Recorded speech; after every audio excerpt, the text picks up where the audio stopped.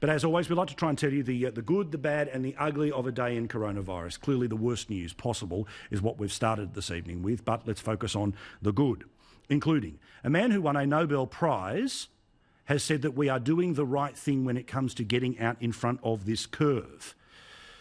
The Nobel Laureate, Professor Peter Doherty, who got his Nobel Prize for, in part, dealing with things like viruses. He refers to himself as the virus and death guy when he spoke to Peter Harcher today. And he says that I think that the steps announced by the Prime Minister and Premiers will dampen this down.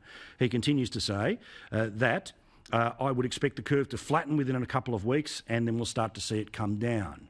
This doesn't mean it's over, but it does say that somebody who has far more experience than I, or at least 9/10 of the people who talk about this publicly and flood the sewers of Twitter and in other parts of social media, listen to him. He says what we are doing is good for this point. There were, sadly, of course, a lot of people who lost their jobs today as more of those things started to come into play, but we are nowhere near that full lockdown scenario that many people would like us to be in.